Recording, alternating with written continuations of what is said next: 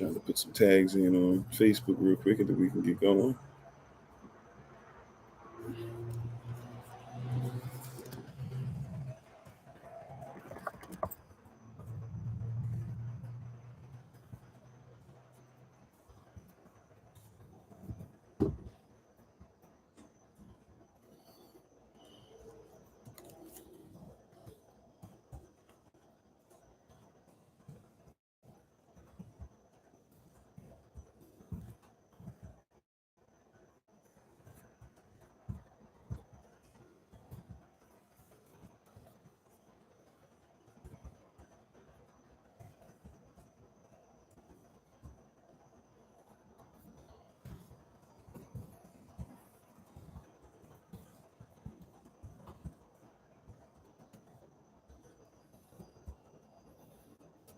Okay, I think we got everything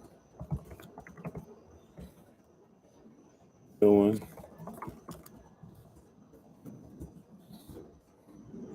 All righty, welcome everybody. Hello, Shalom, how you doing? Hey, babe, how you doing? May the words of my mouth and the meditation of my heart be acceptable in your sight. He is our strength and our Redeemer, and it's in His name, which is His authority, that we pray, praise, proclaim, project, and protect today's message. Aman, welcome. Welcome to everybody. How you doing, Sister Deborah? How you doing, Uno Nuno? How you doing? Once again, to my wife, we give all honor and praise to the Most High. I'm Pastor Kofi, Pastor Servant of Christ, where we are always changing lives one mind at a time by being the voice of the voiceless and speaking the unspoken. We take time out also to make sure that we let it be known that you can check out my wife, the Honorable Amma, on TikTok, YouTube, her website, and Pinterest at Bloom and Flourish. Not A-N-D, the letter N, Bloom and Flourish. She's a healer, herbalist, chemist, and biologist by degree. And if you'd like to be able to check her out and what she does, and check out the tinctures that she has, natural medicine she has, to make sure that her business is making sure that the health of our diaspora is our business, check her out ASAP. But thank y'all for being on today on this live session. Shabbat Shalom to everybody. How you doing, Sister Beverly, by the way? Shabbat Shalom to everybody, Lottie Di and everybody. We're thankful and grateful. And we want to talk about something specific today, and make sure we're very specific in our mindset, and wanted to really kind of drop something that we have heard plenty of times, right? That really, that first will be last, the last will be first piece, but really we're kind of coming to a place where when, we are weak, and He is strong. And really, I want to deal with this word weak, because when we hear this word weak, we go into a position where it's like, oh, weakness, right? So we're thinking weakness means that we're devoid of any type of strength. How you doing, Sister Dawn? How you doing, Sister Marion? Auntie Marion? Shalom to you. We have this mindset that goes like, okay, if we're talking about weakness, then we must not be okay. We must not be able to move forward. We must not be able to go ahead. We must not be able to get what the Most High has for us, et cetera, et cetera. But it doesn't say that, right? Because we don't know the culture and we're not sure what the mindset is. So we'll hear things in scripture. We'll hear things like, our wife is the weaker vessel. And we go to this place where we try, especially from a Greco-Roman misogynist viewpoint, we try to go to a place where we are pronouncing and speaking upon and announcing to the world that all our sisters have weaknesses, or even if we as men have weaknesses, we find them to be difficult to deal with. However, what if you got in your mind and in your spirit that to be weak in a biblical sense and in an Israelite sense and in a kingdom sense is to be precious? The word weakness does not mean to be devoid of strength as much as it means to be precious. Now, you are not as strong as the Most High, right? But you are still not weak. May I say that again? You are not as strong as the Most High, but you are not weak in the sense, right? Because the Most High is trying to make you to where you can be His helpmate. To be His helpmate, right? To be His wife. That's what we believe. That's what we say. But if I'm be His helpmate, then I can't help Him if I'm devoid of strength, right? But there are things that when we cannot do them, when we can't get it, instead of thinking how sinful you are, if somebody's weak in an area of your relationships, instead of saying, oh, they can't do it, you so weak, think about how precious they are to you. Think if you flip that, what would happen in our diaspora if our weaknesses showed us how precious we were one to another? If your weakness showed, man, you're so precious, I need to be strong for you. Romans chapter 15, verse 1. Those who are strong should carry the infirmities of who? Of the weak, right? That person might not be as strong as me mentally, spiritually, emotionally, physically, psychologically, etc. But I have something that they might not have. And since they are precious, why would I not help them in that regard? Why would I not help them to become greater? Right? We have it in our mind and in our heart and our thought process that, hey, you know what? They're weak. That means that I need to disassociate. But no, you're weak. That means you are precious to me. How you doing, brother TJ? Right? Think about it. If you have a baby and that baby is weak, you don't just go, "Oh, that baby, he can't walk. That baby, she can't run. That baby, they can't talk. That baby, she can't cook. Whatever it is, right?" You say no. Like that baby is precious, and so since they're precious, I will take care of you. Mm. Where I am weak, he is strong. Why does he give me his strength when I am weak? He gives me his strength. Yahweh gives me his strength when I am weak. Why? Because I am precious. How you doing, Sister Carrie? And a lot of people are so busy living in weaknesses, so to speak, that you're not realizing that that is what makes you precious. A wife, when she's carrying a child and feels like she's at her weakest, and when she's most precious. A husband, when he's trying his best to make sure the bills are paid and stuff, but he just doesn't feel like he's doing a great enough job. When he finds out from his wife that in his weakness, she realizes that he's precious to her, he pushes past it. He comes up with solutions. He comes up with inventions. He comes up with a different way of looking at life where he considers himself to only be weak. When she says he's precious, she's saying that, hey, you're precious to me. I'll be strong when you're weak. How you doing, Sister Shima? Right? Weakness in our culture is we shouldn't confuse it the way other people do in their culture.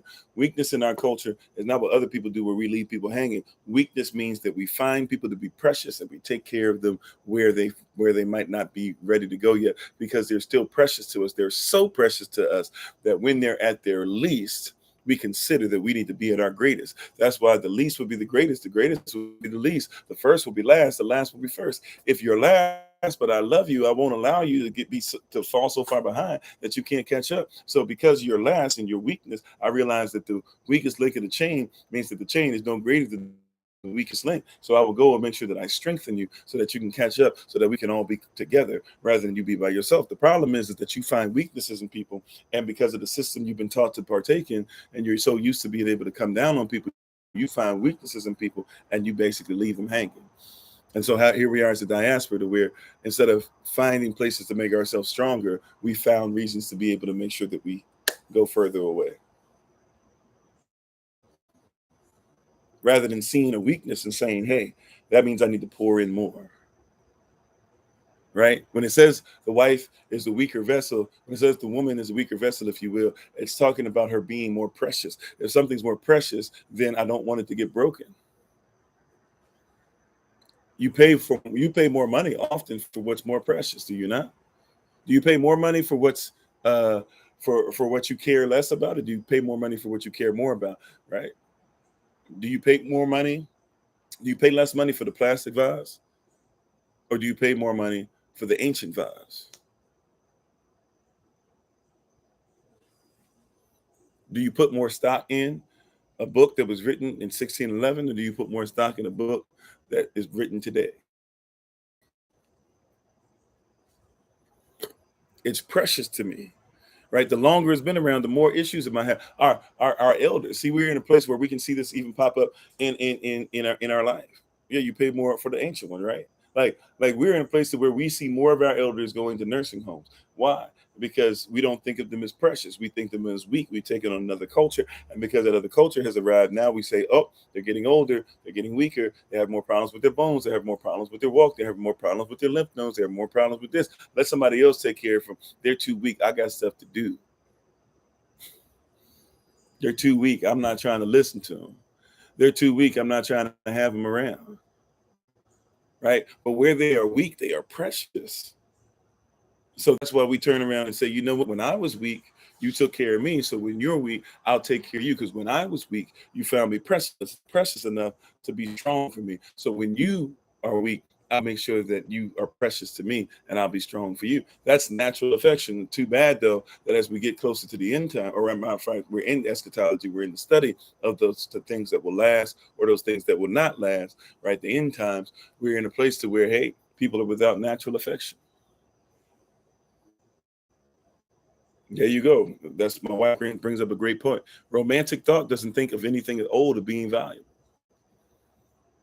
right? Romantic thought uplifts Spartans, right? People love the movie 300. What's one of the biggest things that they have in the movie 300? When everybody's born in the beginning of 300, what do they do? When everybody's born in the movie 300, what do they do from the start? They have a whole thing set up where they start talking about if you were weak and you had any weaknesses as a child, we throw you out. Everybody loves the movie. Man, right? The irony, romantic ideas are old now, right? But they're precious to a certain culture. But everybody loves the beginning 300. Yeah, when this person's weak, why would we lift that up? We can fight all three, which, by the way, wasn't real. That's not how they did that, right? They even aborted the babies, right? Or just simply, well, I guess aborted them even after death. We think of abortion as during death, right? How you doing, Sister Deja? Right? But so we look at it, we go, oh man, that's cool. A brother in rusty armor as opposed to somebody in shining armor. Yeah, you know. We go, oh man, that's so cool. That's so dope. Look at them. And the children, they had to fight their way out. And if they didn't live through the thing, then they were just going to go ahead and die. And that's why they were so strong, this and that, or whatever. A lot of people know the Spartans had a whole bunch of problems. And the Spartans were in constant fear because most of their society, they had more slaves that lived in Sparta than they did Spartans. It was not a cool existence to be a part of. And Sparta basically fell apart, mismanaged. People sleeping with their own brothers and sisters and having children. Sparta just fell off the map. People were kind of afraid of them, but they were like, yo, they're going to end up killing themselves off. And sure enough, that's what they did. But you remember 300, a falsified version of events, where all it was the only thing that they're recognized for is being strong. But the only reason why King Leonidas even decided, who looked more like us than he did, what he was presented in the movie, but the only reason why King Leonidas even agreed to it in real life, agreed to go ahead and go there, was because that there was a man who was trying to get them to understand that, hey, man, it's more than about yourself. You are stronger fighters than us, and it would be beneficial for you to fight and to go to the hot gates. Meanwhile, I'm going to go ahead and fight the Persian army in the water. Right. And he was trying to get Greece to comprehend that you shouldn't be by yourself. Why? Because look, you're weak in that area, you're weak in that area, you're weak in that area, you're strong in that area, you're strong in that area, etc. If we don't come together where we are weak, we will find that it's more precious for us to protect each other, and we'll find we're stronger than the Persian army. And then all of a sudden, next thing you know, Greece becomes the next world power. How you doing, Brother Jermaine? Next thing you know, they became what? The next world power. Why? Because they were willing to admit their weaknesses and to support each other in their weaknesses. And weakness is precious. Right? Watch this. Some of us would change. How you doing, Sister Helen? Some of us would actually begin to make ourselves greater if we realize that the things we're weak in are precious. What do I mean? Right? Precious, right? If you're weak in an area, see, in ancient times, the word weak is really talking about something that's precious. So if it's a weaker vessel, or if you have a weaker issue, if you have an issue in your life to where you're dealing with weakness, right? What do? You begin to say, okay, cool. I'm going to look for what? I'm going to look for things that it's precious to me, right? For example, if you're somebody saying we're a weak nation, all those things, cool. Watch this. If you're weak in marriage is something that needs to be precious. Why? Why are you weak in marriage? Because an enemy, all right, to you has decided that you need to not be married, right? So what do I need to do? It's obviously marriage is precious because they're not trying to stop something if it's not precious. They're not trying to stop something if it's not going to change life. They're not going to stop something if it's not going to cause us to be great. So since it's precious to them, maybe it should be more precious to me. And so I will find ways to allow my strengths and her strengths to come together that we might be greater in marriage. And now we're going to pass this generation to generation to generation. Where you are weak, I am strong. Where I am weak, I am strong. When my wife and I, when we had conversation, we talked about our goals, our dreams, our missions, our visions, but we also talked about our weaknesses, Because, baby, if we're going to be in this relationship, I need to be as great as I can for you, and you need to be as great as you can for me. And so guess what? When we talked about where we wanted to go, the missions, the mission, what I was called to do, what she wanted to do, what we were looking for. We weren't looking for no boyfriend, girlfriend. We were looking for husband, wife. How you doing, Sister Barbara? We talked all those things out, but then we talked about our weaknesses. We talked about things that are there. And what's precious is that, hey, those things that you say that you can't do or you can't operate in or whatever, hey, that's precious to me because you're precious. You're precious. So the things that you're struggling in, it's precious to me. In other words, I want to see you be great in that area. Right? You said we allow a nation to conquer and lead us into submission as much as that we believe that America is our land and that we're American, but our ancestors were property, subhuman, 3/5 of a man, a commodity. Okay. Yeah. So we talk about that often. We know about the Willie Lynch mentality, whether you believe it's real or not. We talk about the different things that are going on, PTSS, post-traumatic slave syndrome, all that. And thank you and welcome to the conversation. How you doing, Elmex King? And all that being said, right? And all those things being said, that's why you have to make sure that you get yourself together on your own. Look for your weaknesses within yourselves and deal with the fact that those weaknesses are things that somebody else gave you.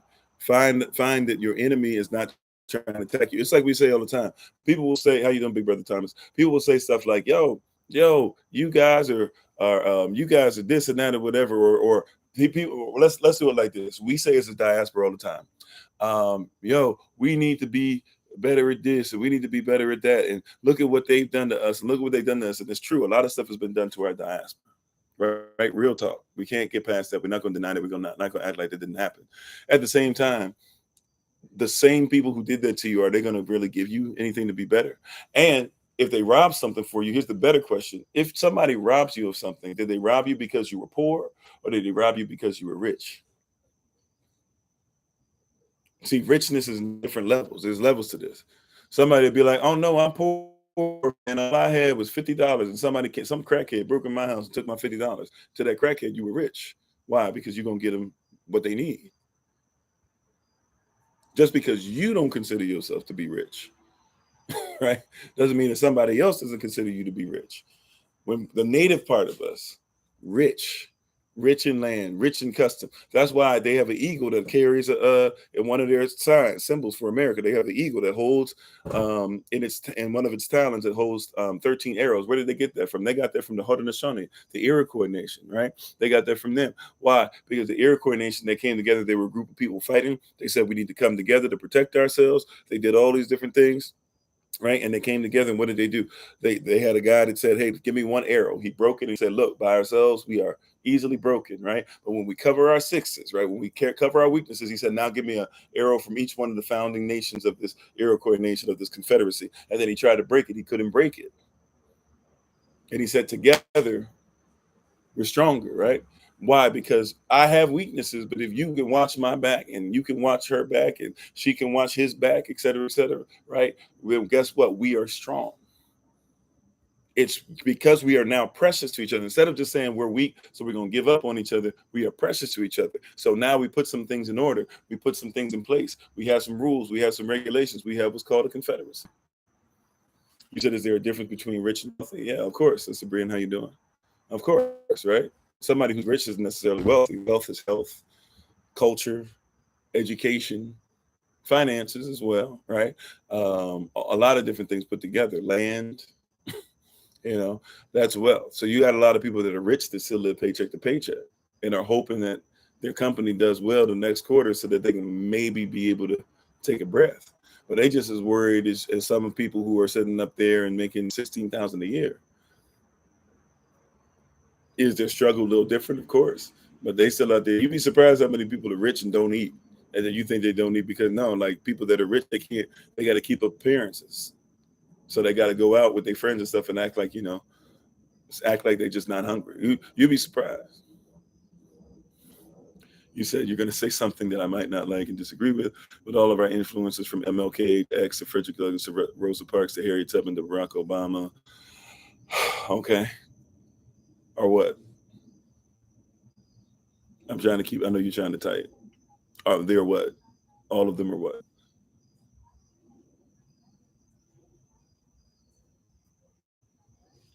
I didn't, if you had something else, I missed it.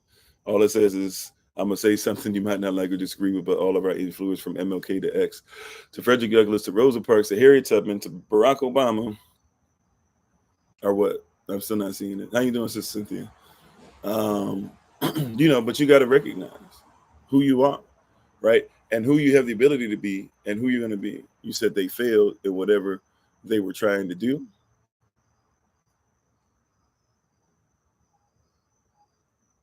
I mean, I don't know if you're saying it because Malcolm X was shot. Malcolm X is the reason, a huge reason why I do what I do, and why I make sure people get fed, and why we make sure people get educated, and why we're on all day, every day, even on social media type stuff, and why we're teaching others, and why we're going to different places in the world. And so, if that makes him a failure, then to me, he's the reason why I pushed through, or why I was willing to be myself.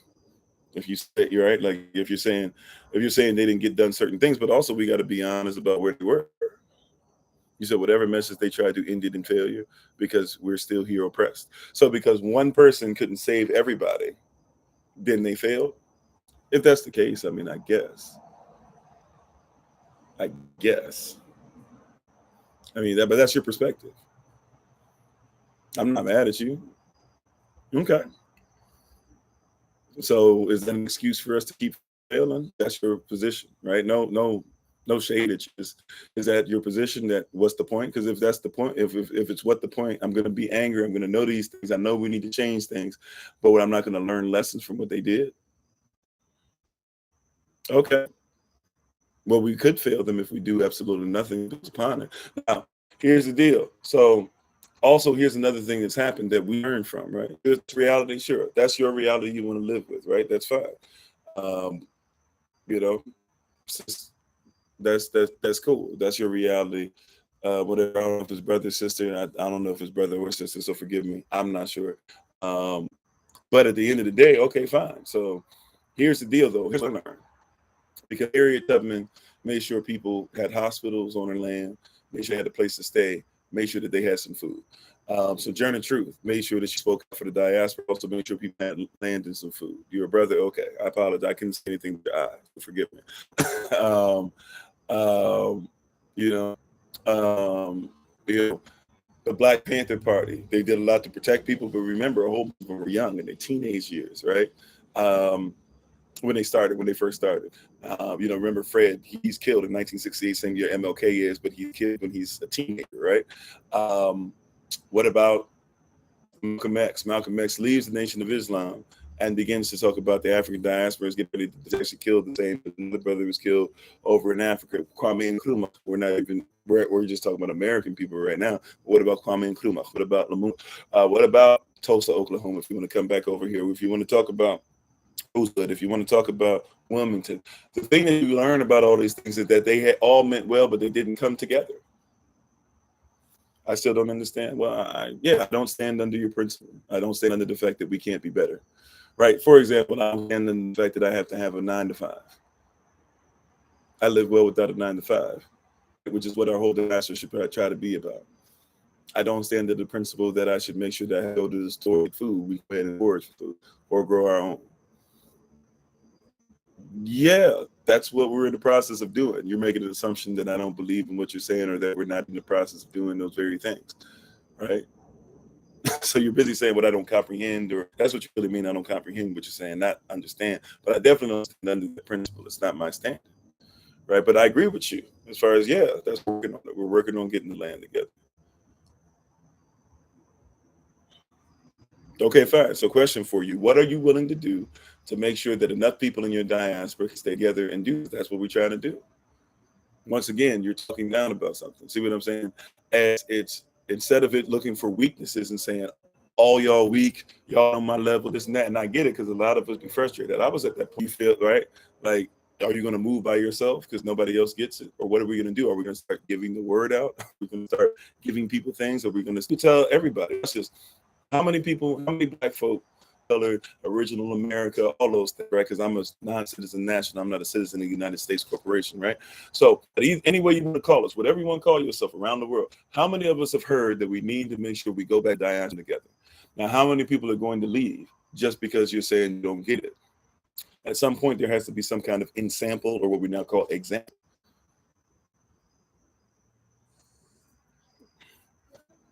Who knows how many of us are here because Harriet Tubman did what she did for us.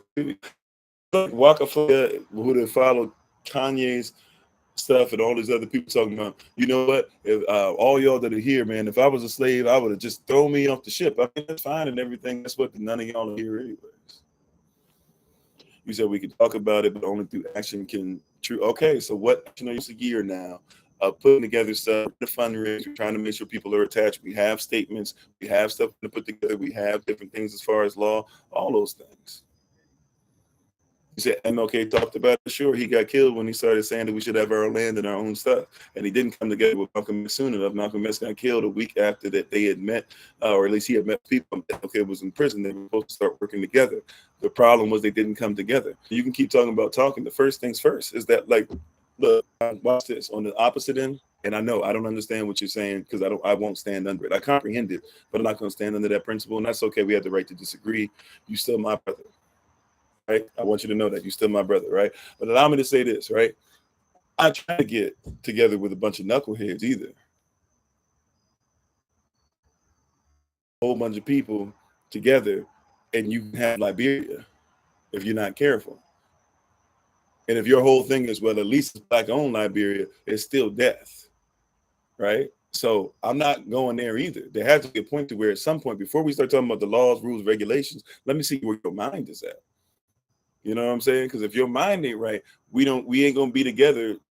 Like you can be in a relationship with somebody and not really be in a relationship, really be together, even when you're physically together, right? Like you can have a man that says he's a husband and a wife, and neither one of them are qualified to be a husband and a wife, and they got children and they stay together 20, 30 years and everything, and they still got a bunch of issues. A lot of us grew up with grandparents or parents, depending on your age, that did that same thing. They stayed together, but man, was that a terrible relationship. They wouldn't get a divorce, but man, was that a terrible relationship, right? I'm not doing that because it still caused us to be in this messed up situation, which means that we'll have generations that are still messed up. First things first, I need you to comprehend what you're talking about being black, which I will always be black. I'll never be black on paper, law and stuff that they're trying to do all this weird stuff, paper and law, and trying to say black is not a real person in this. So I'll always be a non-citizen national, but I can't just give them random checks. I don't hear and be like, we just gonna do whatever. That makes sense, right? It doesn't make any sense. You said our ancestors were 3/5 of a man. That hurt when I heard Malcolm speak that, but Malcolm wasn't even 100% correct in that. May I tell you how incorrect he was? As great as a man as he is, I'm telling you, Malcolm was the beginning of my awakening when I was like 9, 10 years old. And I came across a bunch of Malcolm X recordings my father had. It really blessed me, right? But when Malcolm X is speaking, Malcolm X actually didn't even have it right on all that. That's why I'm saying I'm not worried about trying to get it through a Eurocentric lens or something else for school book. We need to get it for us, teach ourselves first. We need to get that mindset out because we weren't even 3/5 of a human. You were 0% of a human. The 3/5 compromise existed before slaves were considered to be part of that 3/5 compromise, right? The 3/5 compromise actually was something that existed before territories, right? Or now the southern states had way more territory, had way more land, and therefore had more stuff than the northern territories. So the northern territories were getting frustrated and were like, yo, y'all got more. Why are we paying equal? So finally they came to a compromise. Okay, anything that's property, right? As far as property tax and everything is concerned, we'll pay 3/5 of all the property tax. Y'all will pay 2/5 of all of it. Then eventually, the North, who had slaves themselves, right? They still had slaves, let's not forget that, right? Said, hey, why aren't y'all paying taxes on y'all slaves? Right? And they said, we're paying some taxes on ours. Why don't y'all pay taxes on y'all slaves? They said, well, we don't want to. And eventually what the South presented was that slaves aren't even people, right? They're just property. So we don't pay tax on them as if they're people. But then they were like, but you're not paying tax on them at all. So then what did they do? They said, okay, cool. To make sure the 3/5 compromise works, they actually said, we'll make them 0% of a human being, right? By law. They said, we'll make them 0% of a human being. so that the three-fifths compromise will allow them to pay for their slaves as property tax and not the same tax that you pay as human beings. So it's even more dastardly, which is why, once again, we have to retrain our brain. We have to get back to a mindset. We have to get to a thought process that first teaches us to be ourselves. Once we learn how to be ourselves, then we can start talking about, set up this law. If you set up a law talking about we're going to go against the government, we're going to fight, and we're going to make sure that we tell them that we're three-fifths of a person, you're not even going to win that, because you're not even, like, if you were to take as something to read, as something to make sure that you have to use in law, right, to study, right, something that you can use, Black's Law Dictionary, right, all 11 editions. I believe there's still 11 editions, right? So all 11 editions, but go back and read these things. And when you see it, that Black's Law Dictionary, it tells you, like, for example, the definition of a Negro, a colored person, someone who's black, etc. What's the definition of that? Look up what I'm a black person and I'm three-fifths of a human being. You're gonna mess up. You couldn't even do that in a legal sense. Even when you freedom and then try to talk to them on equal footing when you got your own freedom, talking about the wrong thing. You got to get your mindset right first. I'm not talking about you specifically. I'm saying this is all, because a lot of people would jump in there and would start talking about and teaching people three-fifths of human. This system doesn't even count you three-fifths of a human being. But where we are weak, it's because they know that if we ever stop thinking of ourselves as weak like they think, but we think of ourselves as precious, then we are strong. That's why I was talking about the ancient term for weak actually means precious. If you realize that the things that they're trying to tell us that we are weak in are really the things that they know, that, like, if we ever get this loving one another thing down, our love is a problem. We talked about that, right? Our love is a weapon. It's one of the greatest weapons to ever exist. Not love, our love, right? Willie Lynch told you that. Willie Lynch letter of 1712. Even if you believe it's mythical, which I don't, but even those who are trying to now say it's mythical because they listen to somebody else's culture tell them that it doesn't exist. Even if you believe it to be mythical, right? It's still something that they did. Everything in the letter was stuff that was did to us, whether you believe it was something that somebody conducted later on or not. And so when we listen to a Willie Lynch letter, when we see what Willie Lynch letter is talking about, what needs to happen next, right? When we see what's happening with the Willie Lynch letter, when we see what's happening when we listen to that, right? He told you straight up, if we can reverse their nature. He said, if we can get husbands to want to be secure and wives to want to make sure that they are respected, right? That's where and they didn't say husbands and wives, they didn't even call us male or female, they called us N-word males and N-word females, right? But if we can get women to not want to be wives and to want to be strong and independent, that's where that came from, right? 1600s, 1700s, they were telling Black women that weren't even allowed to be women, they were telling them to be strong and independent and go to the massa rather than make sure that you are protected. And they were telling men, hey, be behind the woman and be scared. In their society, it was woman, child, husband. And what are we doing today? Willie Lynch said it. We teach it to this for just 1 year. He said, forget the generation we're dealing with now. We teach it to this generation for 1 year. They will teach it for generations to come. And what are we doing now? Still doing the same thing. Woman, child, man. That's why women will say, oh yeah, my babies come first. No, they don't. Not in our culture. Husband and wife are one, and then children are underneath, because your children are going to lead. And what happens with a lot of people, why do people get breakups when they're 20, 30 years? Because your children came first. And because your children came first, you poured into them, but didn't think about the fact that you never poured into your spouse. Now it's just y'all two left. And y'all looking at each other like, I don't know you. I know our children, we had a common bond. And so we even had sex and make sure we were one, but to make sure to be married, to be joyous, to love one another. We were just going through stuff. We learned how to breathe, not to be married. You said, how do wives of Yahweh reverse the strong independence when they're single? Well, first of all, we go to making sure that we're about Yahweh's business, right? Number one. If you are a woman of Yah, if you're a daughter of Yah, be a daughter. You said, so I approve your point. All your leaders failed because we're still doing the same thing. Okay, if that's your opinion, that's fine. You've already made that so, right? I'm not here to argue with it. You can be right. I really don't care about being right in this situation, right? It's not going to stop me from making sure that I bring you a different perspective, right? So you can be right about that. That's fine. But still, so going back to my sister was saying, when you're dealing with that stuff, right? When you're dealing with that, you have to realize that, number one, what is a daughter? Like, let's start there. Before you're a wife, you're a daughter. Before you're a woman, you're a daughter. Correct? What is a daughter's place? Because you ask a very real question. I'm not trying to be a misogynist, right? I'm not trying to be a misogynist. I'm just answering a question, right? What is a daughter?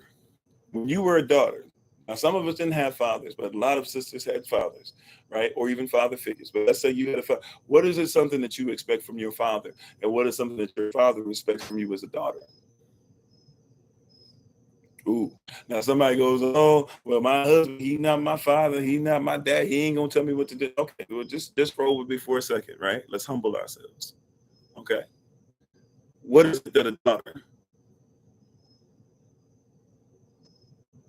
Oh, I don't know. That might have been a mistake. We got Brother TJ muted. I think that might have been a mistake. But what is a daughter supposed to do? What does a daughter do?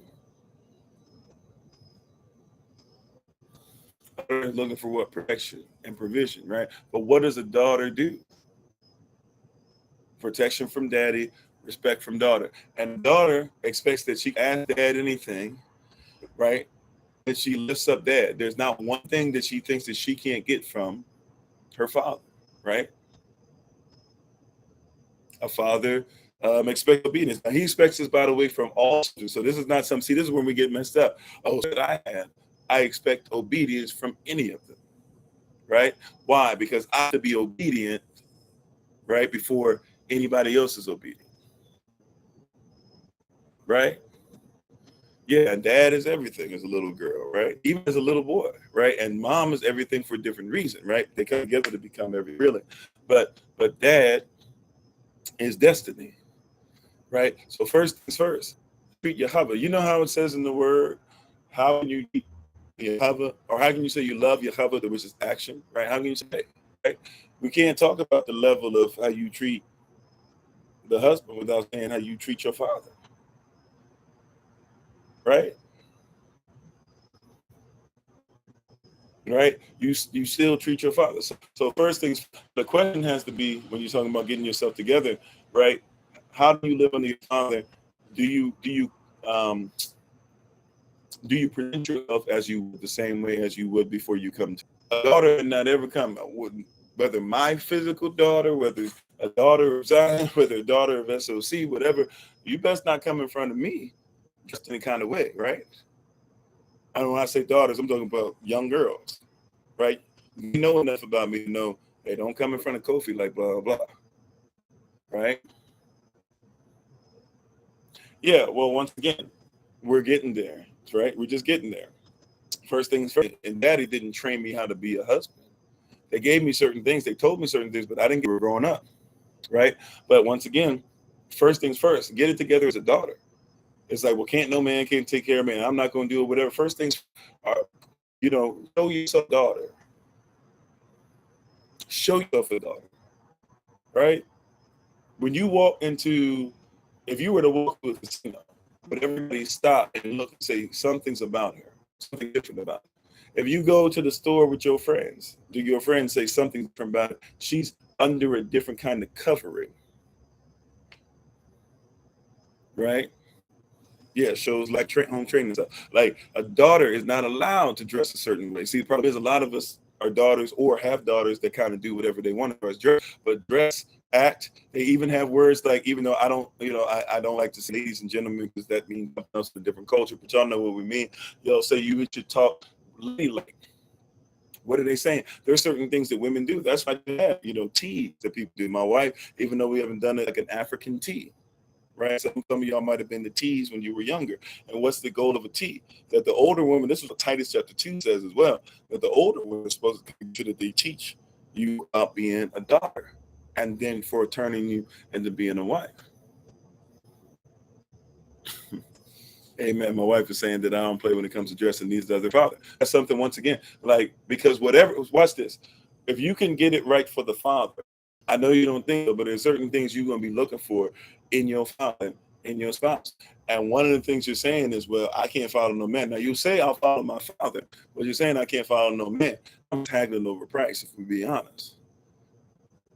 Your father has proven himself. So you say, I'll follow that, right? Even though he wasn't perfect, but you don't care that he wasn't perfect because that's your father. You honor your father, and you should. Thus you should, right? But you know that he ain't perfect. You know that he makes mistakes, but you looking for what? You still looking for your father, because that when you daddy, right? Dad got a father. But when you looking for a daddy, when you had a daddy, you looking for it, right? Right. But then all of a sudden you say, well, here comes a man, I can't respect him. Well, of course, he doesn't act like your father. He doesn't act like a father. He doesn't have it in him. That's the step. Of course, you haven't found nobody because you ain't found no father. So when you meet your husband, he's supposed to be trained to be an adult. He's supposed to be trained a husband. He's supposed to be trained to be a father. He's supposed to already have certain things in place. And then he's supposed to come with his resume to say, here, I'm ready to go. You said, don't play with Mr. Coleman. He ain't having it. Yeah. Right.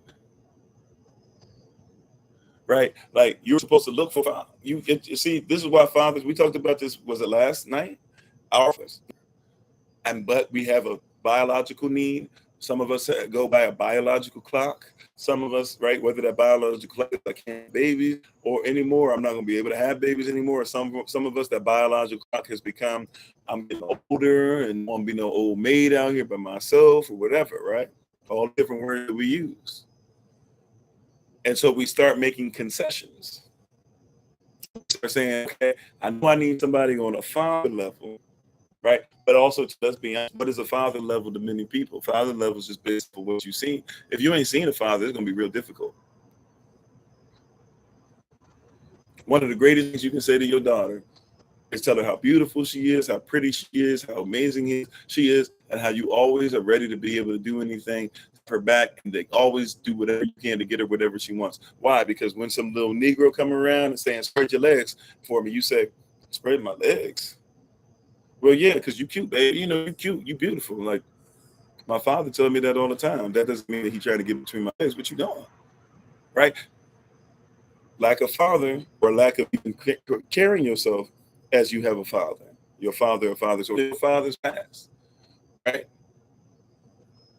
See, we haven't seen fathers, and we don't act like we're around fathers. This is why we always make sure, no matter where we are, y'all can watch us anyway all the time, but whether we feel like he's watching or not, we're supposed to make sure that what we act as what? As daughters, children of the Most High, right? First things first, what is a daughter? Now, let's get to something else.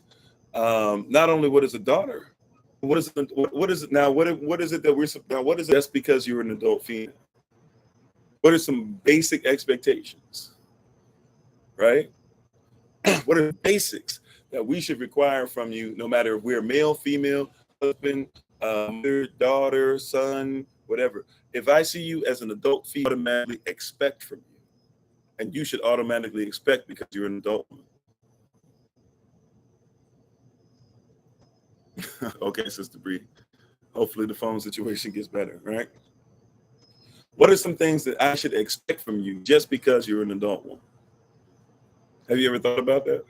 I ain't talking about, we ain't even on wife level yet. We ain't even talking about getting wifed up or you know, getting your boo together and walking down the aisle, however you're going to do your, profess your matrimony to everybody. What is it that just because you're an adult female should be expected of you, and you should expect of others, just because making sure that we realize that you're protected, making sure you feel like you're secure, making sure that you go with divine. Now, here's another thing that messes up. We talked about this, respect for self. Amen. Black men act like white women, and black women act like white men. Modesty, right? Now, why would somebody who's masculine care about modesty? You're masculine, right? Now, I'm not this type of brother. I'm actually hyper old school. I don't even know if it's old school. I'm somebody that even if I'm at the beach and stuff, I'll have my shirt off and stuff. When I'm in the house, I don't like to have my shirt off around people. Even though I'm a man, right? But, as a man, it's okay for me to be able to bare my chest to do certain things, to roll up my sleeves and show different things, right? But as a woman, you ain't on your breast out there and everything like that. But if you act like a white man, white men want women to have all this stuff hanging out. So black women walk around acting like white men. Yeah, like we were taught to do that. We literally were taught to reverse our nature, right? White men tell black men what to do. They call them boy. What you say to your man sometimes? Boy, bye. Where you get that from? With stuff I was asked about women tonight. That's why I'm focusing on women, right? Matter of fact, if somebody were to call you weak, see, in our culture, weak means you're precious. But in their culture, weak means, oh, man, come in, man. You know, once that's the way y'all say that we treat it. But y'all come in the same active.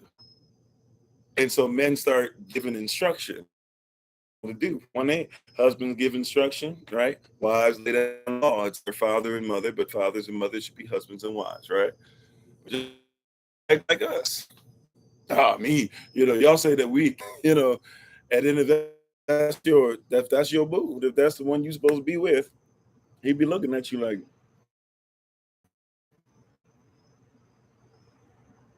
we're like, I don't know what to do with this,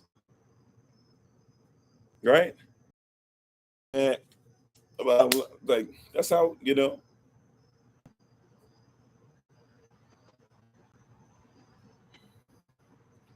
it's teaching in the church.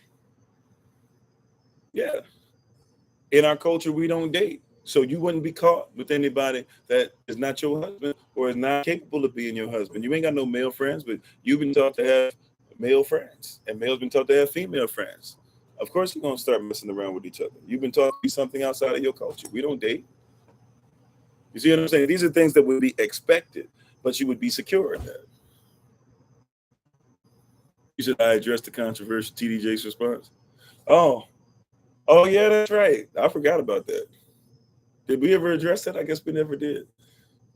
Maybe we'll address it on Patreon or something in the makeup session. I still got to make up a makeup session last week, right? Or this week. Was it this week? This week. Something. In a respectful way. Okay, yeah, I don't remember. I remember what you're talking about now. I didn't even think about it. But yeah, like we got it's hard for us.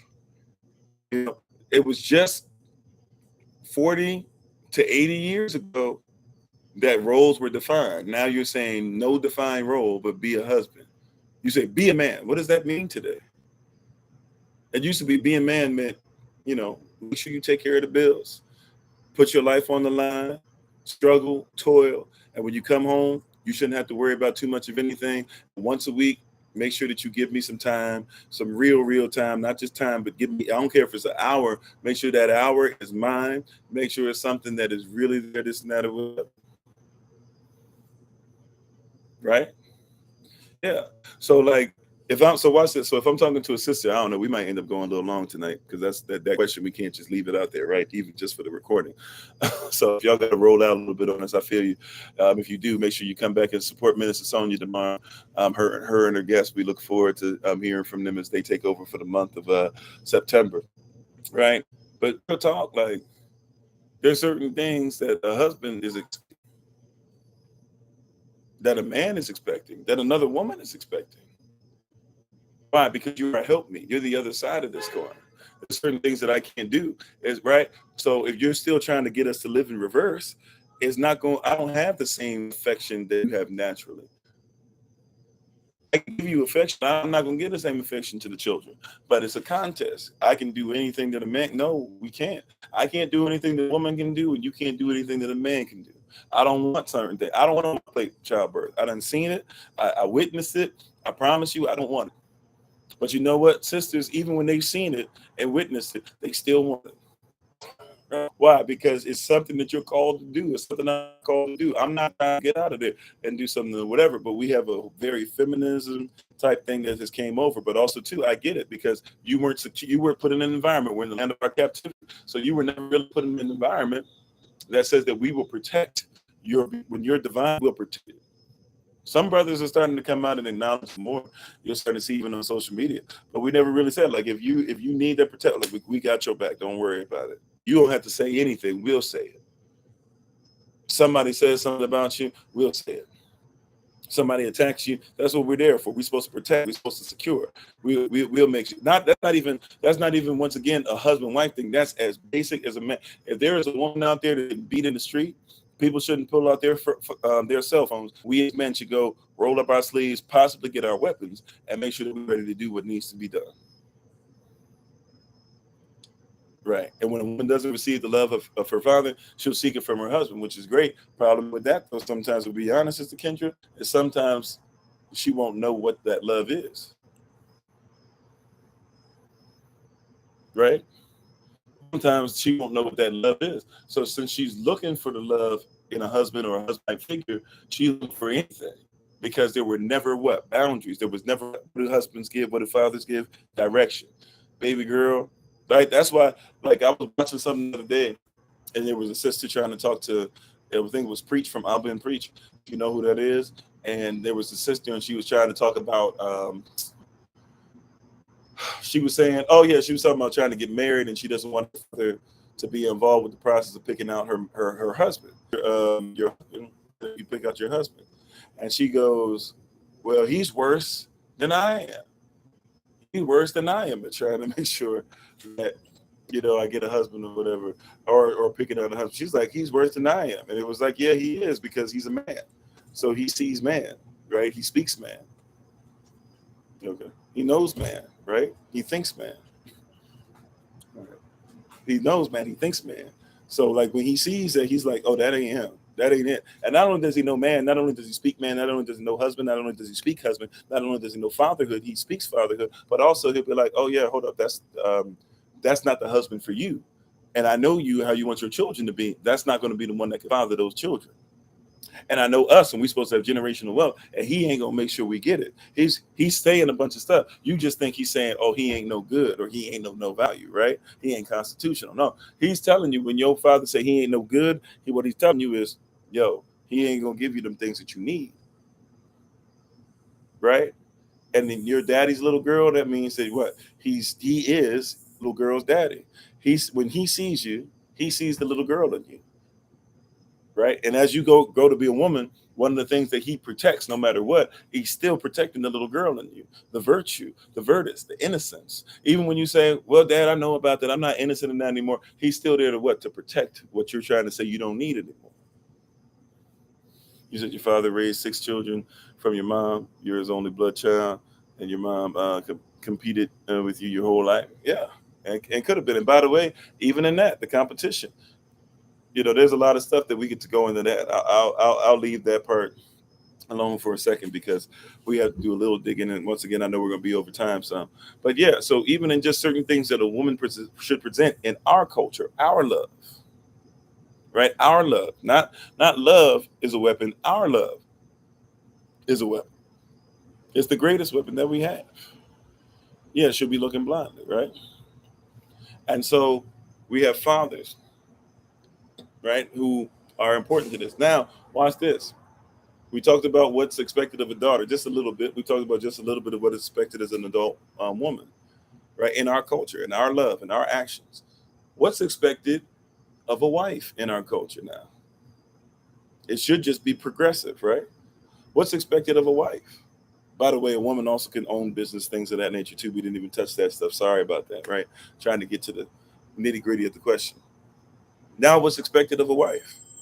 And once again, don't look for a man. In our culture, you're not looking for a man. You're looking for what? You're looking for a husband. There's a different thing, right? In our culture, we keep talking about, I'm not going to be subservient to another man. Nobody asked you to be. First, even if you get a husband, it's not submission, right? It's submission. You're submitted to a mission. A lot of times that you get with a husband or somebody who's going to be your husband or husband type figure who you're going to lay down with, and you open up your garden so that he can plant seed. And then while you're carrying the seed, you start thinking to yourself, oh, what's your mission? It's too late there, right? So if you find a real husband, first things first, the husband should be trying to give you a mission and seeing if that mission is something that's going to bless you and be able to allow your vision and with the mission you've been given to grow. His mission should encapsulate your mission. His business plan should make sure that you can run your own business, or at least run a big part of his business. He shouldn't have a business that you're separate from. I can't tell you how many sisters I hear horror stories about because they didn't even know how much finances their husband was and wasn't making. Think about that. Thank you. Think about that. Like, I can't tell you, oh, I don't even know how much, I didn't even know how much money, oh, it's our pleasure, right? I don't even know how much money he was making. I don't even know what his account is. I don't know that. Then come to find out his account doing this, or whatever. And then come to find out he was doing some wild stuff. Like, it should have never been separate. Why is it separate? Why don't you know anything about it? Why don't you get to make decisions? That's submission. You should know about the stuff because you're supposed to help him. You're supposed to help him. How you gonna help him and you don't know anything? It's reverse for us a lot of time. I'm not saying that I'm trying to say it in this way. My wife, she knows when bills and stuff are due. She comes and tells me, oh yeah, such and such do this and that. I know about a lot of the stuff, but she's the one that knows a lot of the things. Why? Because she's to help me. She's gonna help me to meet the standard and make sure that I get things correct and in the right place at the right time.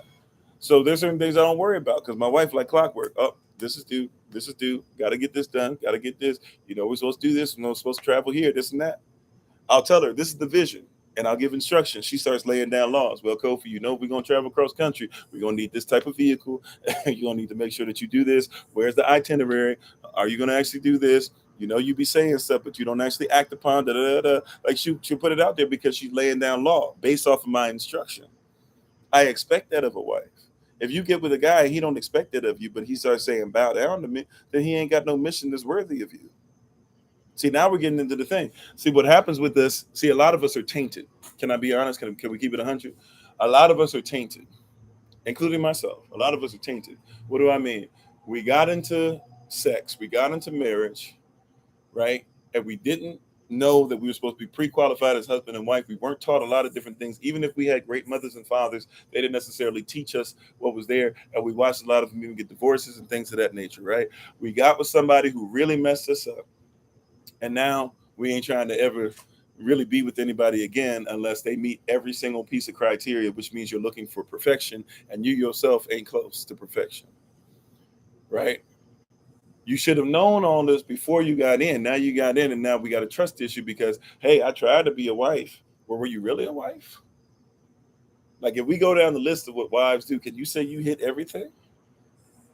Well, I had a husband. Was he really a husband or did you just get with somebody that you liked a lot? Did he say the right words?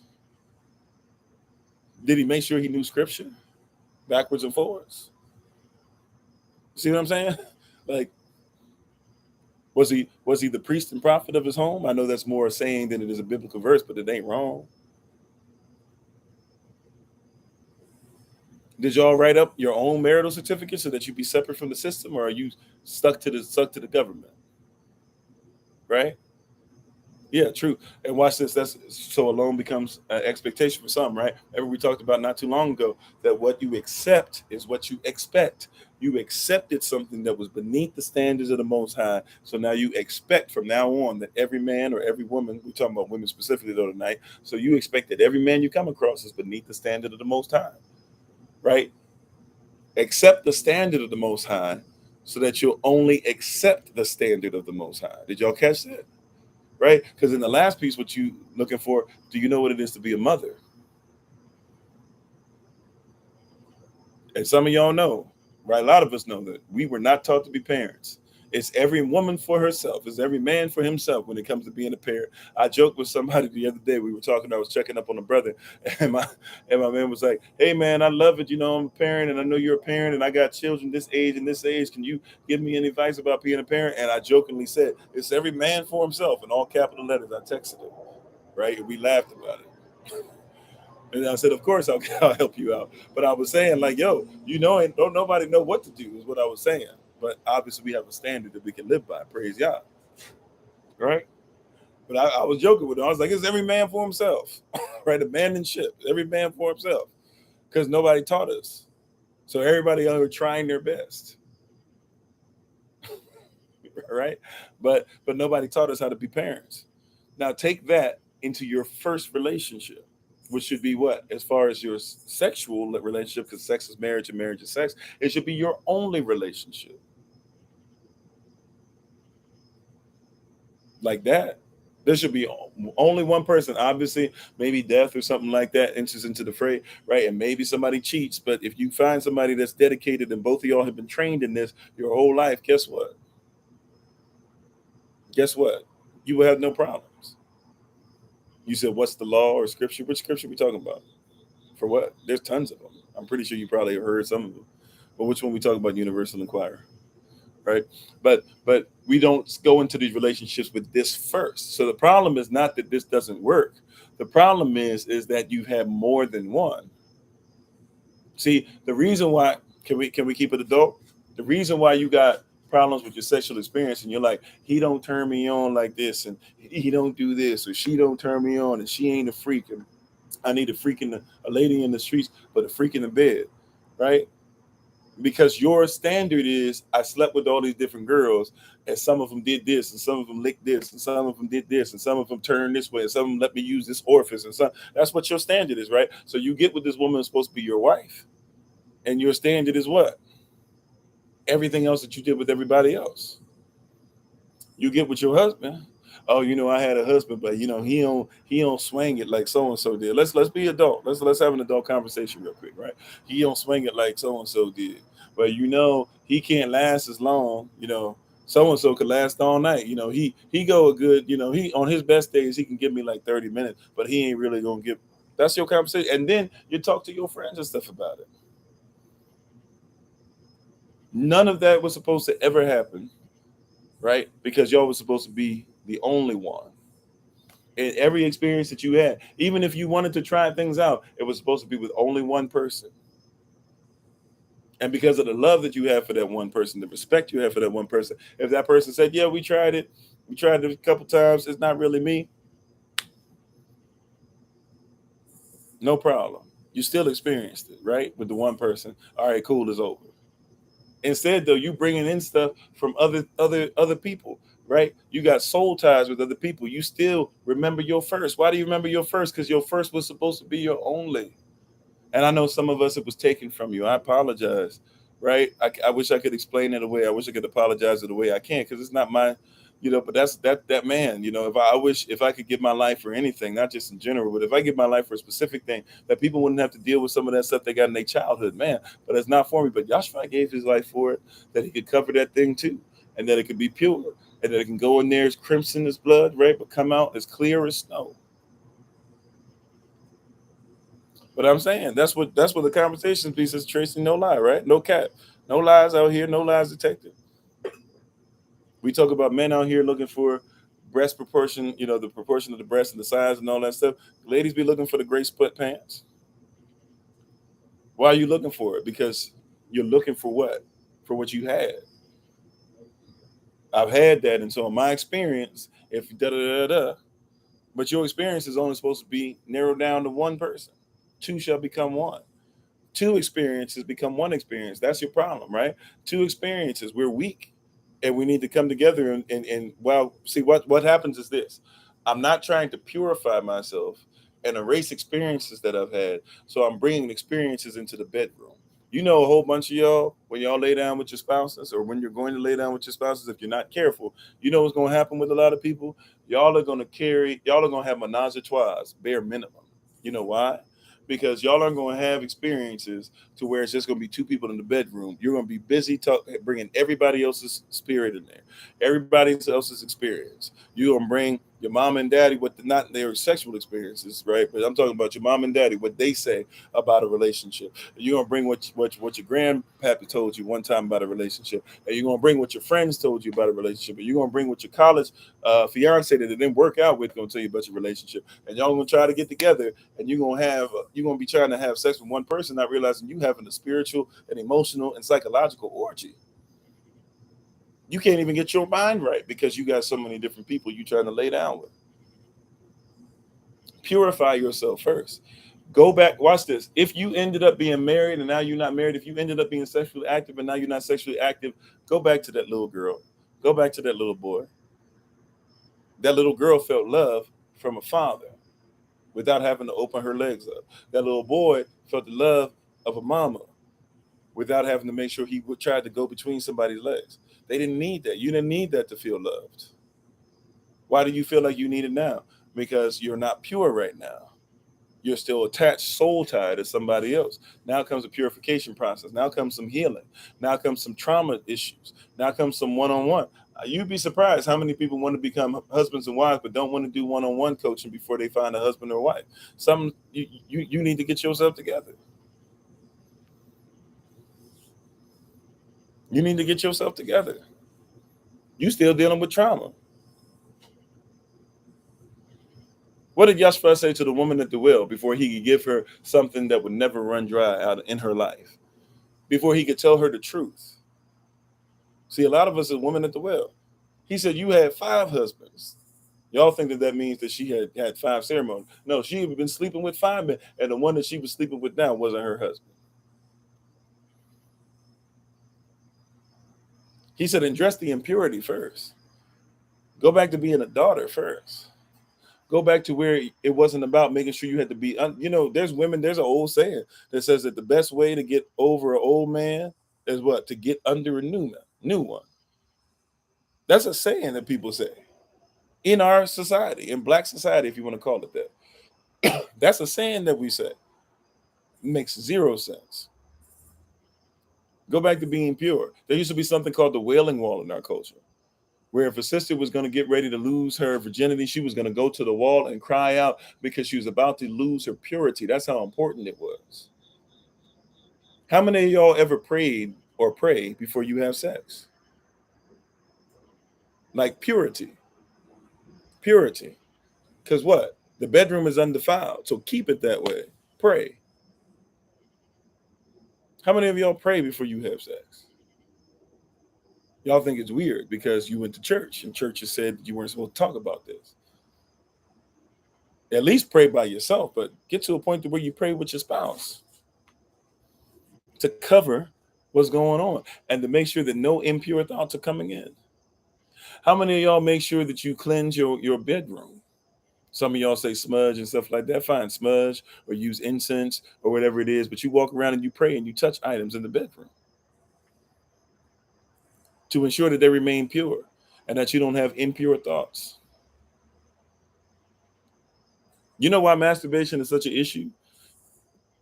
Right? The Roman Catholic Church makes it a thing where they act like you're going to die if you do it. But you know why it's such a big issue? It's because there's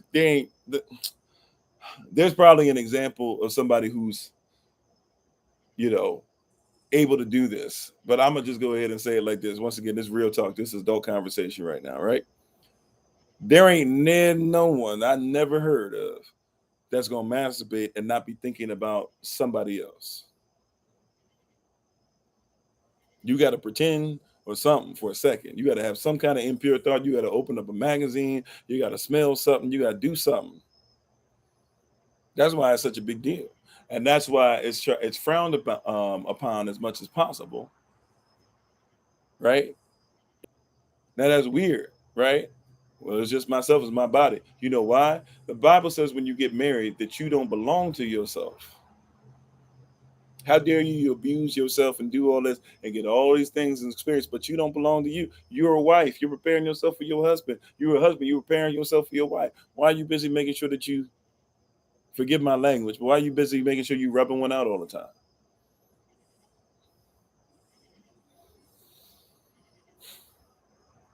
Impurity. Impurity. Impurity. Purify yourself. Go back to the days to where that was not your concern.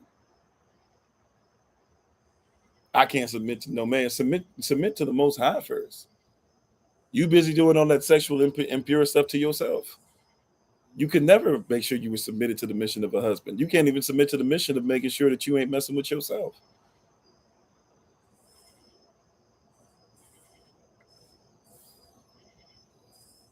I mean, it's real and it ain't easy. As a brother, I know it ain't easy, right? Brothers get blue balls and all of a sudden they got to explode. You got to have a wet dream, even as an adult. And you like, man, I'm a grown man still out here having issues that I'm supposed to have since puberty. I was supposed to got rid of since puberty. No, you were supposed to have had a mission, so you got there. Why? Because you were supposed to be obedient. It's better than sacrifice. Don't sacrifice your blessing. Don't sacrifice on making sure you don't have impure thoughts because you're trying to make sure that you're disobedient. Be obedient.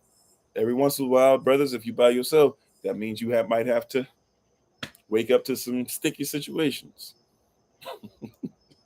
Holy Spirit, you're making me laugh, so I'm gonna have to curb that. So some sticky situations. That's a bar. Ah, right. But I'm just saying. May I be honest with you? I know this from experience. I was a virgin until I was married. Guess what though? Had all types of impure thoughts. Read all the nastiest magazines.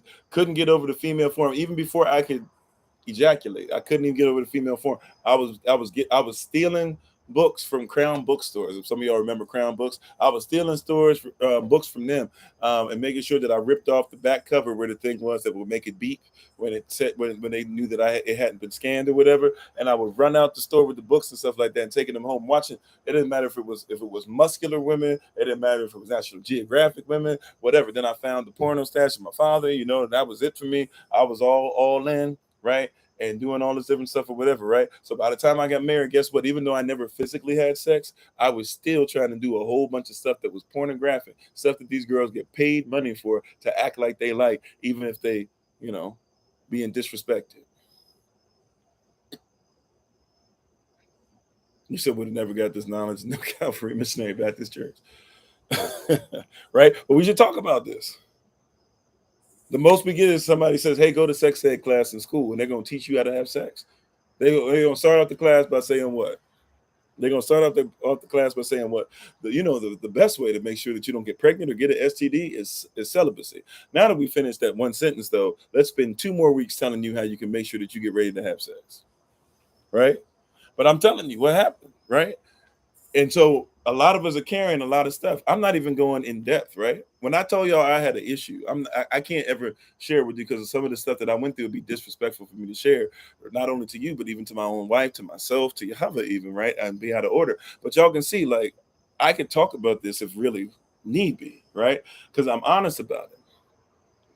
Shoot, a lot of brothers back in the day. Let's keep it 100. A lot of brothers. The first porno, the first naked woman they ever saw was a National Geographic magazine, and some of these brothers out here gonna lie and be like, "Oh, not me. I don't know." A lot of brothers. That's why a lot of brothers like natural stuff. You ever? I'm telling too much stuff. I'm telling on the brothers. I'm telling on myself too much.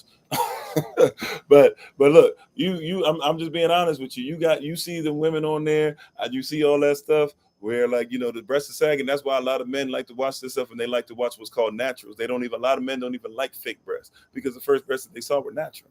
Heck, if you want to keep it all the way 100, the first breast that you saw were your mama's. You're not attracted to your mama like that, but you like what's natural, right? So you like stuff that hangs down towards you. All right, I'm gonna leave it alone there because I'm going too far. Anything else would be way too far. Hallelujah. But I'm just saying, like, I'm weak in that area. So guess what I did? I realized that if I could get myself pure in that area, that's what's precious. Going back to what we were saying, I'm weak in that area.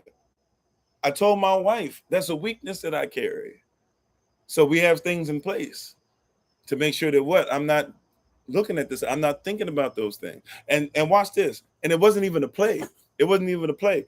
I understood that wasn't cool. So even though I liked it behind closed doors, if I saw a girl walking down the street like that, I still didn't want anything to do with that girl. I didn't want no girl. I'm gonna share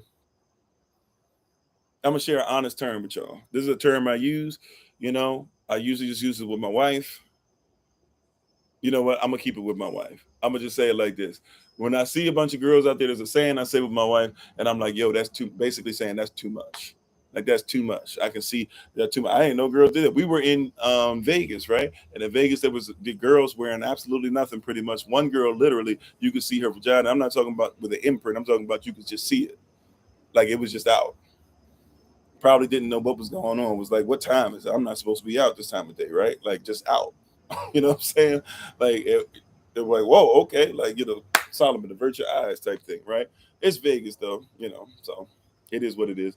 We were, we were stopping at different places as we're going cross country. But I'm just saying, like, We had this issue where we won't even talk about it. We won't be real about it, right? But I realized, hey, I'm weak in that area. So guess what? I realized that must be something that's precious. If I can get that together, if I can go to the Most High, He's strong enough to help me. If I can just be after the spirit and not after the flesh, if I can make sure I realize that that's going to be a temporary thing, but I need to focus on the eternal union that this is and the fruit that's going to come out of this. I need to make sure that I get to a place of what? Of suffering, even if it means that I can't look at it. Suffering for this present time, not worthy to be compared to the glory that's going to be put on me. And therefore, I manifested out of it as a son.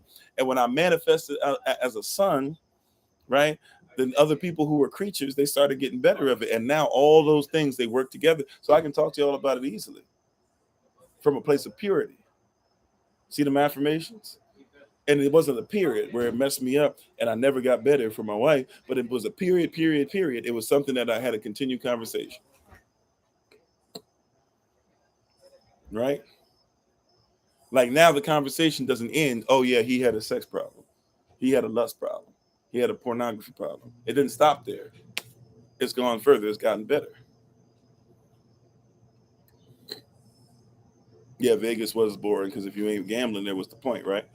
That's so Vegas was kind of boring for us. We still got some nice little picks and stuff here or there.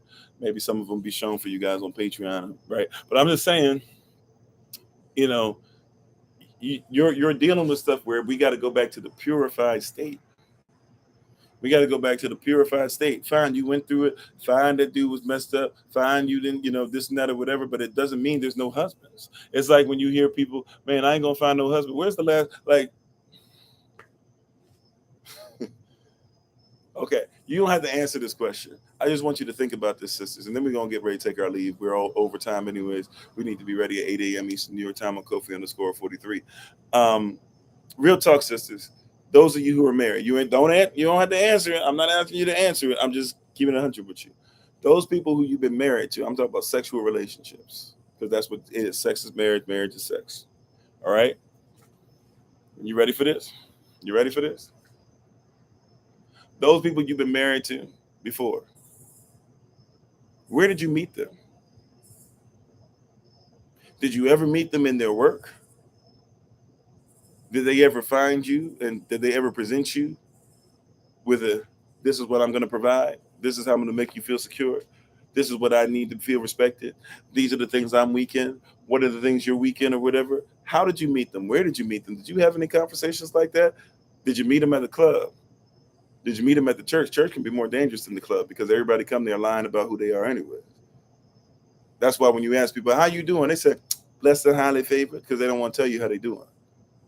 Right? Did you meet them? Did you meet them when they were making sure that they were working towards making sure that their family's name was great? Did you meet them when they were making sure that they were gaining wealth? Did you meet them when they were making sure that they were feeding the community? Where did you meet them? That should have been a tall tale sign. Did you meet them in their work? No, not in. Oh no, this is something not in. They were just see, but see, we date. We don't. You know what I'm saying? We date. So dating means you're supposed to lie because you only expecting to go up to a date that has an expiration date. And if that one works out, hey, can we date again? Not can I make sure that I'm going to be a husband for you to death do us part? Hey, can I just go out on another date and maybe I'll get in the bedroom with you next time? Okay, can we go on another date and maybe I can get in the bedroom with you next time? That's what it be for men. A lot of men, or what you call men. And sisters, y'all play the game too. Matter of fact, sometimes y'all already on the first date know, because sisters know when they like somebody, sisters know when they don't. So sometimes you'll go out with somebody and be like, man, he's just wasting his time, but hey, I need something to pass the time. Like, let's keep it 100. That's what dating does. That's what dating does. There ain't no long-term plans in this, but I mean, I guess he look all right and everything. He got a nice car. I guess it'd be nice if we go and dance or go eat here, blah, blah. I can get away from the children for a little bit. Cool, no problem. You dating. You ain't trying to get married. You said he courted you for 3 months. Hey, man. Yeah. And that's great. That's longer than a lot. But I'm just saying, like, what are you willing to do? What are you willing to make sure that they go through? And by the way, like, it's still like they shouldn't have a date in mind. They should have till death do us part. Your husband will try to live longer just because you're in his life. Some of y'all be sitting there, he look, you can't change him. He'll change himself. Did y'all know that? Y'all heard that, but y'all still be trying to change brothers. Like when you find a husband and he's into you, he will change his habits because he needs you. He will eat better. I didn't know this is as bad as this gonna sound. Before I met the Honorable Amma, I didn't know the difference between juice and drink. Y'all hear me talk about this stuff because I live it now. I didn't know the difference between juice and drink. Didn't care to know. And then when I found out about it, didn't care. Still was gonna drink juice cocktails with 5% juice, Arizona iced tea. Right? Didn't care. Didn't care. Didn't know. Didn't want to know. Didn't care. All that preaching. Didn't care. Right? All of a sudden, though, I met my wife. I want to be a better man. I want to live longer. I want to make sure I'm healthy enough to make sure you can have a baby. I want to make sure that I can help you in any way, shape, or form I can. I want to create a business. I want to help to start an organization. I want to make sure that your dreams come true. I want to make sure you can build up Bloom and Flourish as a business. I want to do all those different things. I want to be better for you because I love you. If I need to die for you to prove to everybody that our love was bigger than what y'all thought it was, no problem. Check it off on the list. Put it number one if you want. See, but that's not how you meet brothers, right? You meet them. Some of y'all, look, can I keep it 100 with y'all, sisters? Sometimes y'all be worse than us because for men, a lot of men just be looking for a big button to smile, right? And that girl be poison, right? To quote some philosophers from back in the 90s. I think it was the 90s. Was the 80s, the 90s when that song came out? Bell Biv DeVoe, right? But that's all a lot of brothers be looking for. That's it. Too simple. Not even thinking about, is she a wife? Can she help me? Is she going to speak kind words? Is she worthy of this? Am I worthy of her? Oh, they don't even care about that. Just they saw them hips. They saw the anointing was on the sway back and forth. It was in the 90s. Okay, I thought so. Right? But I'm just saying. But for sisters, sometimes y'all be worse than us. What you see in him, girl? I mean, I don't know, but he got a good job. But that don't mean he ain't got a mean right hook.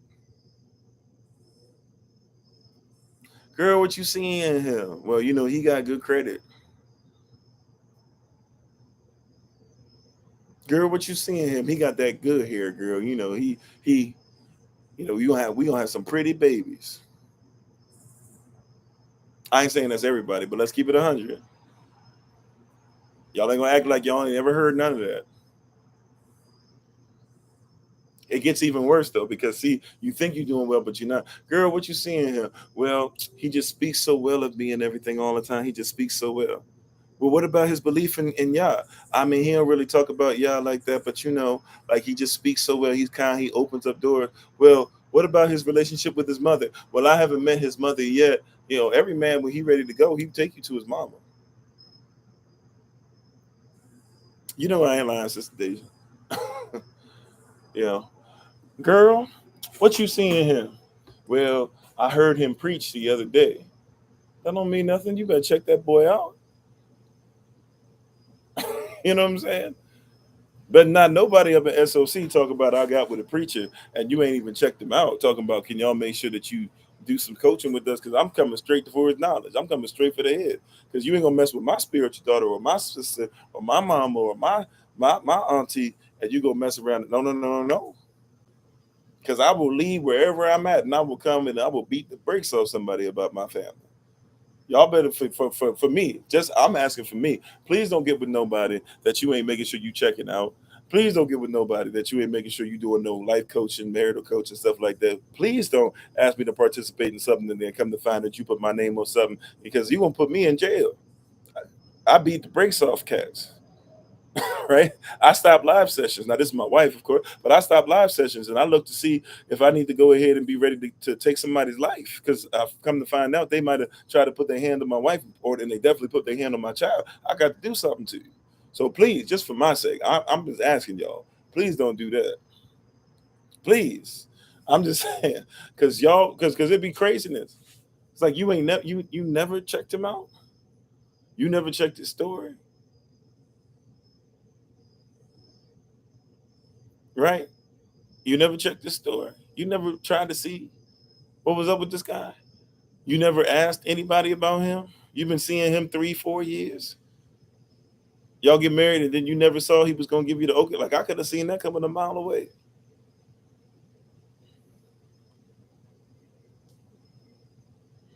Right? Especially when we get together and we on the same land. Especially when we get together and we on the same land. Be careful. Right? Because we going to live together. That means the brother's going to come. It ain't just going to be me. You might have like 25 brothers walking up on somebody.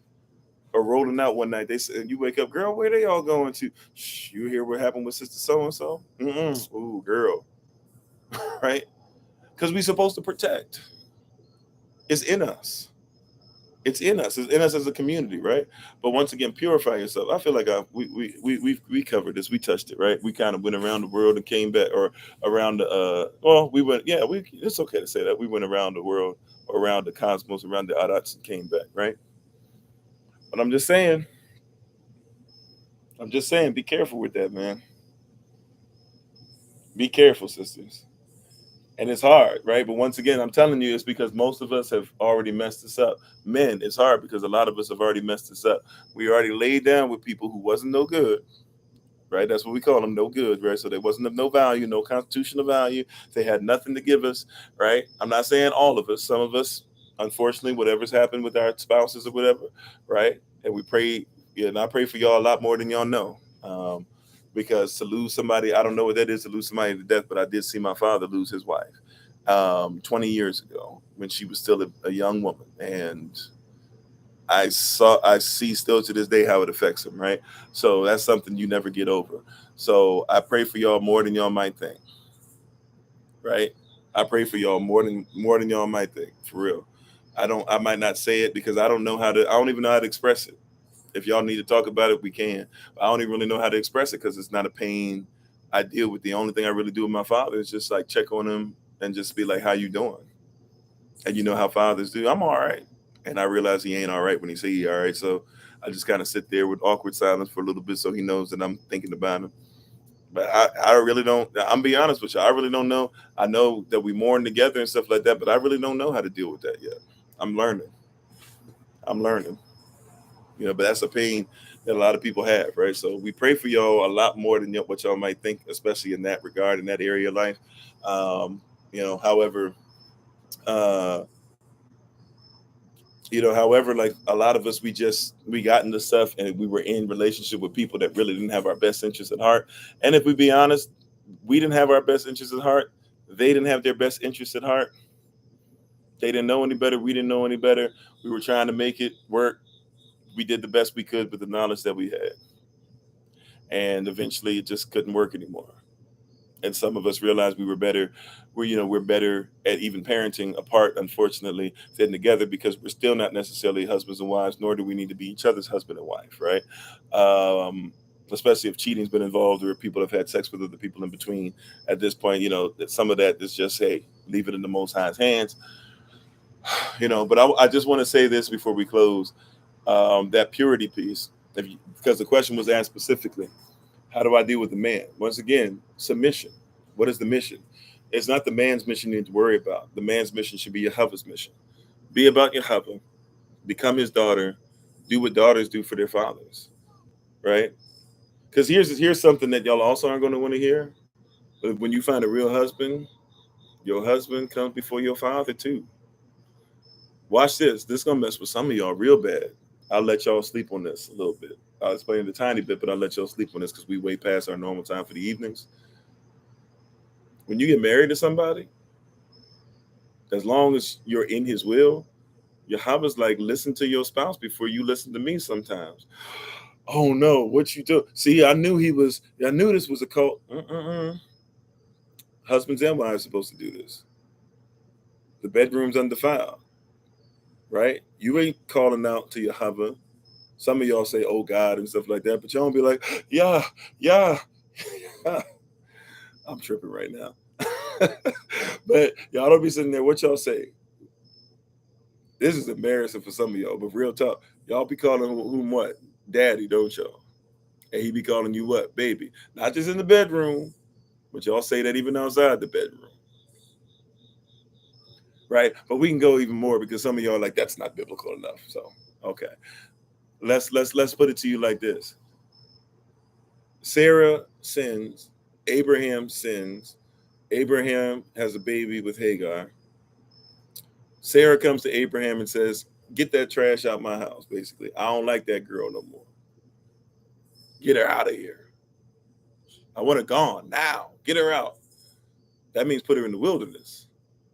He says, I can't. He goes to the Most High. He prays. He says, Yahweh, I can't just send my son out there like that. Yahweh says, I told y'all not to do what y'all did in the first place. But he says, that's your wife. He says, if your wife wants her gone, you kick her to the curb. He said, however, I have the same promises over that son. Some of the same promises will be upon the actual promise son that I promised. So I'll take care of him. And therefore, I got to take care of his mama too. And he said, your wife want her gone? He said, kick her to the curb. Wife come first. That's a lesson that a lot of us as young husbands got to learn the hard way, because we be trying to help, especially people that be in service to the Most High, or what we call ministry or whatever like that. We be trying to serve all these people. Sometimes your wife don't want nothing to do with that person you trying to serve, right? Learn that lesson early in life. If she say she got to go, you're like, she ain't do nothing. She got to go. Your wife come before that. Right. But sisters, you got to find somebody that knows that, that's been trained for that.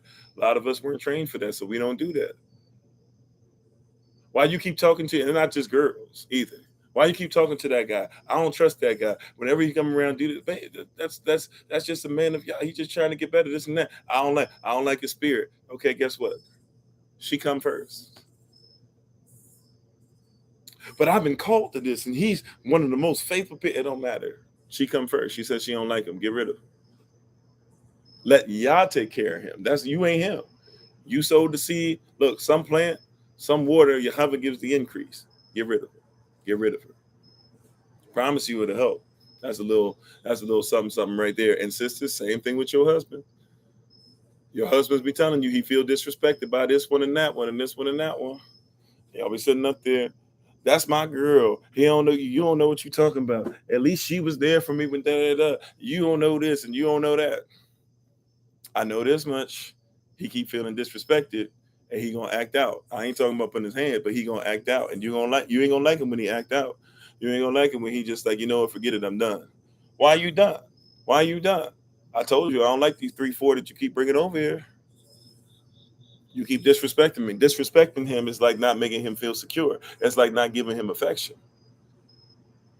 And then don't let it be to where you've been hanging out with them and y'all go out every night and he ain't had sex with you in 2 months.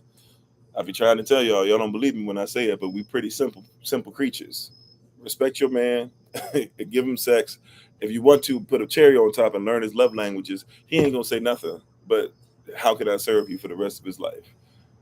Trust me when I say. Anyways, love y'all. This went a little different than what I thought, but it's all right. Remember, in our weak places, that's when we're precious. And when we're precious, we should realize that if it's worth it, then we should try to change. But thank y'all. Appreciate you.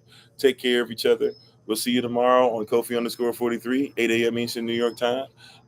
And pray for Minister Sonia and her guests as they get ready to come on tomorrow. Yeah, I think that's all that I got for today. So I appreciate it. I honor you guys. I honor the King and Queen in each and every one of you, even if you're not living inside the kingdom or queendom yet. We appreciate the King and Queen in each and every one of you. That's there because the potential's there, right? I might have planted, somebody might water, or maybe I watered with somebody planted. But Yahweh's coming. He's going to give the increase.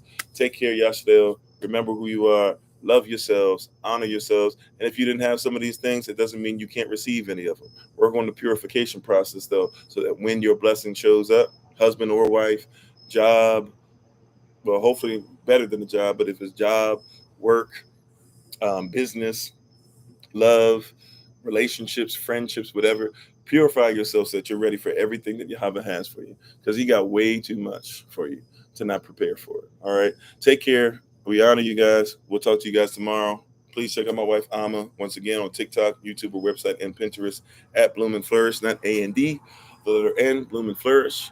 And as always, this has been Pastor Kofi, Pastor Servant to Christ, where we are always changing lives one mind at a time by being a voice of the voiceless and speaking the unspoken. And until next time we meet, please remember, as always, Yahshua, that you are loved, You're necessary, you're majestic, you're fearfully and wonderfully made, and you, which is all of us working together, will be the reason why people who are in this system no longer have to be of it. Shabbat Shalom. See y'all tomorrow. Take care. Tadach, Bavakasha, Kwam Yashta. All right. La, it will be greater. Romans 8:1, Romans 8:11, Romans 8:18, Romans 8:19, Romans 8:28. Take care.